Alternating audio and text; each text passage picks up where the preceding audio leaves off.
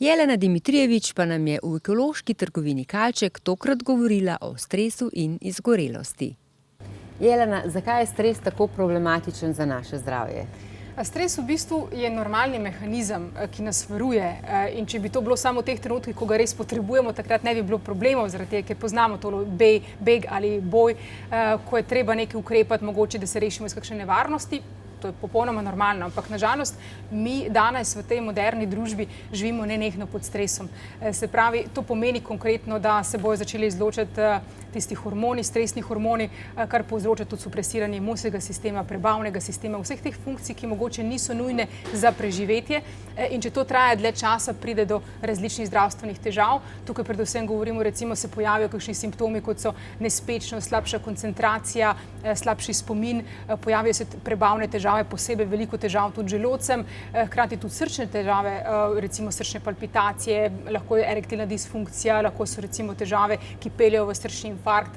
Začnejo izpadati lasje, recimo hormonske težave, se pojavijo tudi težave s ščitnico, tudi se pojavijo težave z visokim pritiskom, tudi visok krvni sladkor, visok holesterol, tudi začnemo se hitreje starati, ker to je tudi s tem povezano, pojavljajo se različne vnetja v telesu, pogosti glavoboli, migrene, tudi recimo različne avtoimune bolezni, poslabša se tudi stanje recimo s kakšnim diabetesom ali kakršnokoli drugo avtoimuno boleznijo, in iz tega razloga je to težava, ker v bistvu dejansko nam onemogoča normalnega življenja, tudi psihičnega, pa tudi na fizični strani, zaradi tega, ker nas pelje dejansko v bolezen.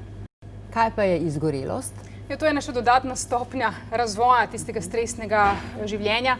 V bistvu, ko prihaja do tega, da res naše nadledvične žleze ne more več najbolj normalno funkcionirati, ker se je preveč kortizola izločilo, pa tudi drugih hormonov, recimo adrenalina, kortikosteroidov, kateholaminov. To so vse stresni hormoni, ki tudi vplivajo na poseben način na naše telo, ampak tukaj predvsem govorimo o kortizolu.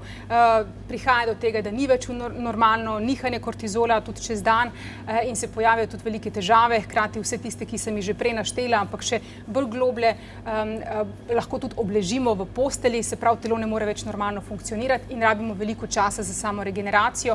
Tudi recimo to zna trajati, če je neka manjša oblika, potem od 6 do 9 mesecev, če je srednja od 12 do 18, če pa res smo imeli hudo izgorelost tudi 2 ali več let, zna trajati proces, da spet pridemo v samo regeneracijo oziroma da pridemo v normalno stanje.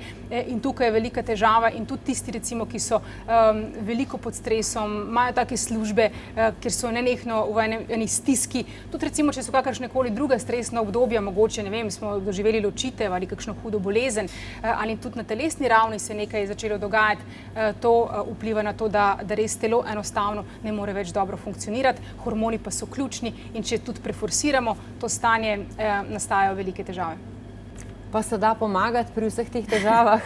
Ja, vsekakor. V vsakem primeru seveda je treba najti vzrok, zakaj prihaja do tog stresa, mogoče spremeniti svoje življenjske navade, včasih spremeniti službo, ampak hkrati tudi z tega fizičnega vidika razstruplja telo, zaradi tega, ker stres tudi povzroča, se lahko ustvarja v bistvu tudi z te strani, se pravi, prihaja do poškodb celic na celični ravni, same oksidacije, proizvajanje prostih radikalov in tako dalje. Tako da prehrana je res tudi zelo pomembna, res mora biti polnovredna rastlinska prehrana, da tudi nahranimo prave bakterije, da okrepimo tudi imunski sistem, čim več sadja in zelenjave, bazičnih živil, tudi veliko antioksidantov, ker pri stresu prihaja do poškodbe, do tega oksidativnega stresa.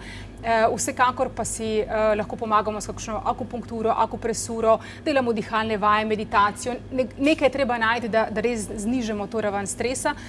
Poleg tega pa nam pomagajo tudi različne rastline. Jaz vedno priporočam pri stresu rodiolo, to je ta rožni koren, ašvaganda, maka, to so tiste adaptogene rastline, omega 3, tudi da se zmanjšajo tiste vnetja, vitamini B kompleksa, noni sok je res fantastičen. Tako da je kar nekaj teh stvari, ki nam lahko pomagajo pri tem procesu, če pa poskrbimo zase na vseh ravneh, potem jaz mislim, da na stres ne pride do živega.